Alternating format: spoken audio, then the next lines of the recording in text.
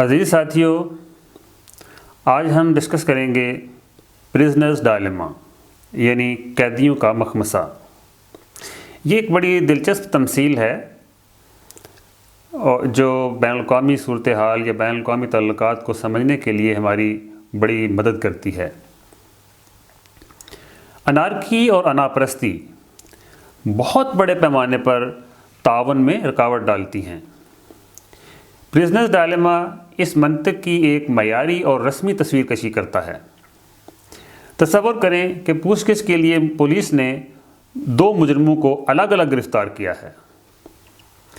ہر ایک کو دوسرے کے خلاف گواہی کے بدلے میں پلی بارگین کی پیشکش کی جاتی ہے۔ پلی بارگین کیا ہے؟ یہ استغاثہ اور ملزم کے درمیان ایک سمجھوتا ہوتا ہے جس کے مطابق ملزم لگائے ہوئے الزامات سے کسی کم تر جرم کا اعتراف کر کے رعایت کا متمنی ہوتا ہے۔ اگر یہ دونوں اعتراف نہ کریں تو انہیں صرف ایک چھوٹے جرم کی سزا سنائی جا سکتی ہے۔ دونوں میں سے ہر ایک نے 2 میں سے ایک چیز کا انتخاب کرنا ہے۔ وہ اپنے ساتھی کے ساتھ تعاون کرے یا پھر اس کا جرم بتا دے۔ ہیں دونوں مجرم۔ اگر وہ ایک دوسرے کے ساتھ تعاون کریں گے تو پولیس کو ایک دوسرے کا جرم نہیں بتائیں گے، اور اگر وہ جرم بتا دیتے ہیں تو اس کا مطلب ہے کہ انہوں نے ایک دوسرے کے ساتھ تعاون نہیں کیا۔ یعنی یہاں تعاون کا مطلب خاموش رہنا ہے، اور عدم تعاون کا مطلب ہے دوسرے کے خلاف گواہی دینا۔ یہ بھی تصور کریں کہ دونوں کے پاس 4 ترجیحات ہیں اور ان کی ترتیب اس طرح سے ہے: پہلا اعتراف کر لے اور دوسرا خاموش رہے، یہ پہلی ترجیح ہے۔ دوسری ترجیح ہے کہ دونوں خاموش رہیں۔ تیسری یہ ہے کہ دونوں اعتراف کر لیں۔ چوتھی یہ ہے کہ پہلا خاموش رہے جبکہ دوسرا اعتراف کر لے۔ آخر پر یہ بھی فرض کریں کہ خطرے کی ناپسندیدگی ان کے لیے ایک خاص شکل اختیار کر لیتی ہے۔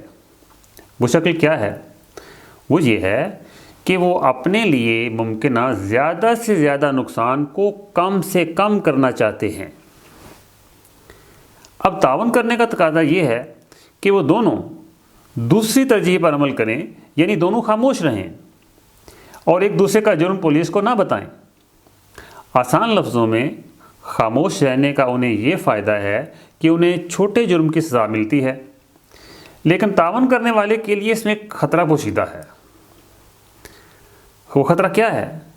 خطرہ یہ ہے کہ وہ ممکنہ طور پر بدترین فیصلے کا شکار ہو سکتا ہے۔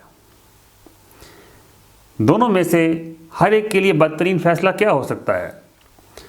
بڑے جرم کی اس وجہ سے اکیلے لمبی سزا کاٹنا، کہ وہ ایک لمبی سزا کاٹے اور دوسرا آزاد پھرے، یہ جانتے ہوئے کہ اسے یہ لمبی سزا اس کے اس ساتھی کی وجہ سے ملی جس کے ساتھ اس نے تعاون کیا اور اس کا جرم نہ بتایا۔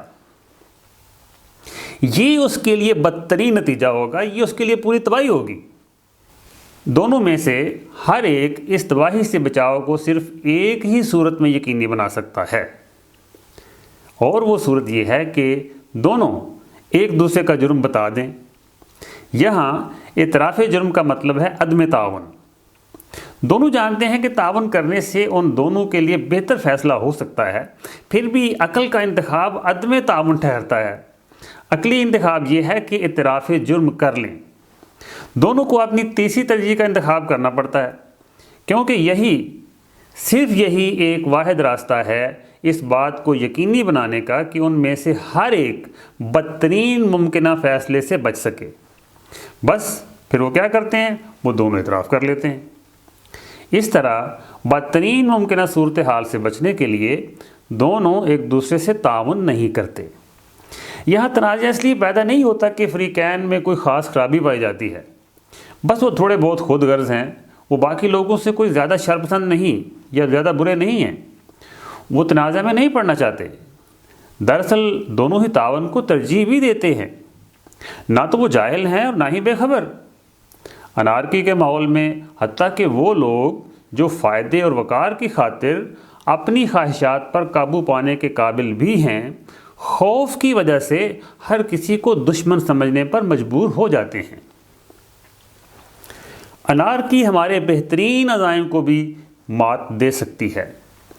ریئلسٹ کی نظر میں ویسے بھی اچھے عزائم ایک طرح کی جن سے نایاب ہیں، حتیٰ کہ جو لوگ تعاون کرنا چاہتے ہیں وہ بھی باہمی تباہ کن مقابلے بازی کے چکر میں پھنسے رہتے ہیں، کیونکہ کوئی ایسی بیمہ پالیسی تو ہے نہیں جو تعاون کرنے کے خطرات کو کم کر دے، اور نہ ہی ایسا کوئی طریقہ کار موجود ہے کہ جس سے اس بات کا تعین ہو سکے کہ تعاون سے حاصل ہونے والے فوائد کی تقسیم کس طرح ہوگی۔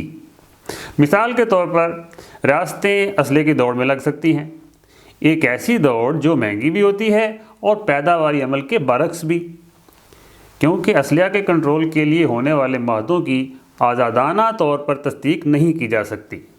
ہربرٹ بٹرفیلڈ اسے ہابیزین فیئر کا نام دیتا ہے۔